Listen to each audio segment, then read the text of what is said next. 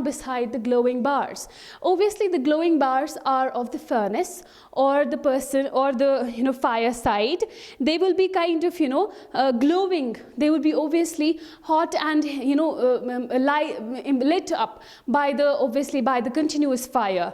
These bars would be glowing, showing glow and light. So this person, Morgana, would be bending towards them. She would be feeling very comfortable and kind of for the warmth. So she'd be bending down beside the glowing bars. So in the first line, again, Morgana has been referred to. So the addressee is again Morgana. William Butler Yeats says, and bending down beside the glowing bars. When you'd be kind of bending towards, you'd be kind of bent towards the glowing bars, obviously in order to get some warmth, what will happen? You will certainly murmur. You would talk to yourself very sadly, in a despair, or rather little sadly. You will gloom about it. You will mourn about something. And what will be that mourning for? That how love fled, how love kind of left away, vanished. What did it do then? And paced upon the mountains overhead. And paced means speeded, left quickly upon the mountains overhead.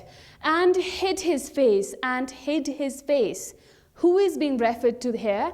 Love. So love did once come to her. Then obviously when she did not acknowledge love, this love left away, ran away, fled away, and then paced upon, then quickly ran away from her overhead mountains, over the mountains, away from the reach, and hid his face, and then vanished and quite turned away his face and hid himself amid a crowd of stars, inside the stars or within the stars. Obviously, whenever we refer to a dead body, a dead person, we always kind of say that the person is beyond the stars or the person has become a star. So here, obviously, Morgana is being reminded that when you read this poem, then obviously you will acknowledge my love, but unfortunately I would not be alive.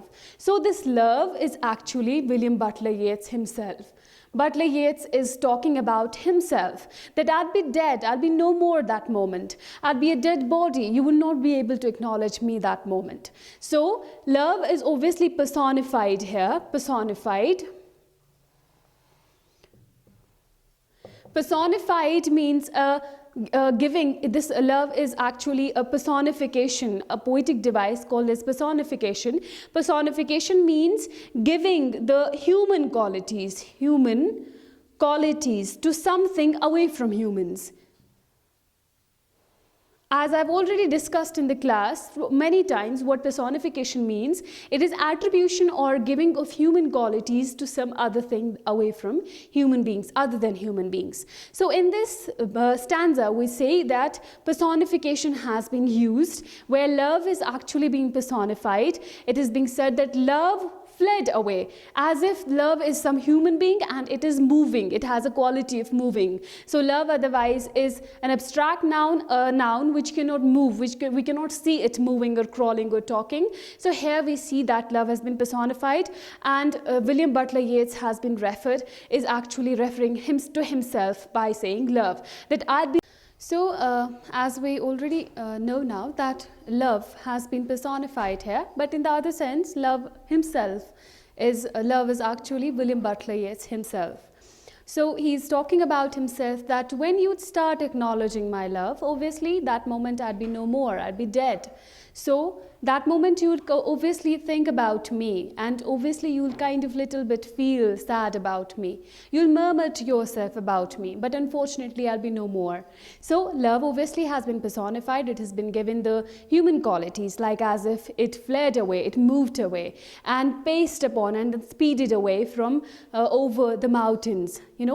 This is actually a symbol of what? Out of reach. Symbolism I already discussed previously in the same poem.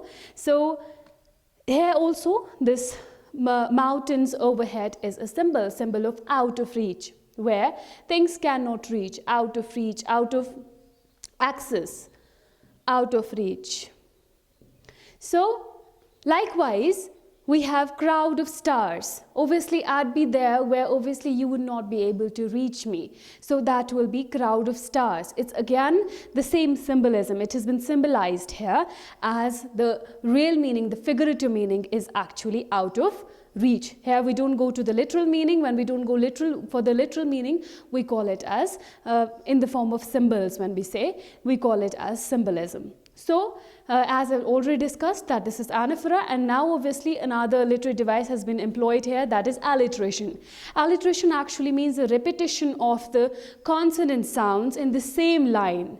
In the same line, when we see the words having the same sound repeated, we don't go for the words, we go for the sounds, consonant sounds. It is hid and his. So these two sounds are being repeated, so we call it alliteration. So these are the poetic devices: anaphora, alliteration, symbolism, and personification. And before this, it was also symbolism and imagery.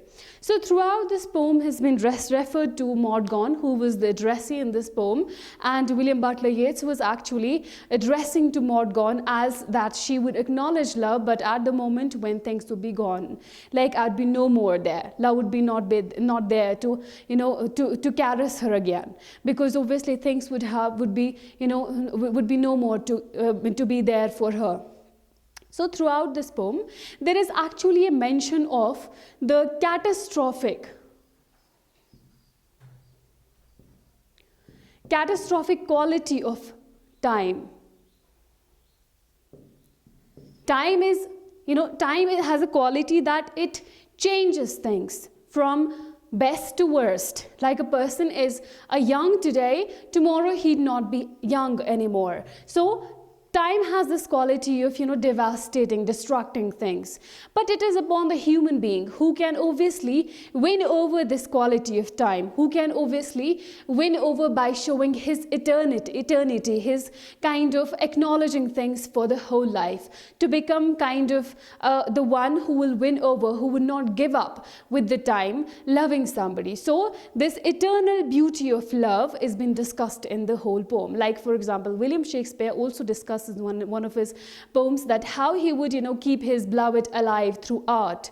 Likewise, William Butler Yeats also discusses the same thing in the poem, but in a different way, that how he would he will win over the time, he will obviously be the best, he will prove himself to be the best among the others, when actually everyone will give up loving her, but he'd be there to love her even after that, when obviously Maud Gonne will acknowledge the time would be gone, because there would be no more love. It might be, love would have fled away, love would have gone over the mountains, obviously among the stars, and he'd be no more. So this is all about the poem, and we are being actually taught about the lesson of, winning over the time by loving eternally. That's all about the poem. Thanks.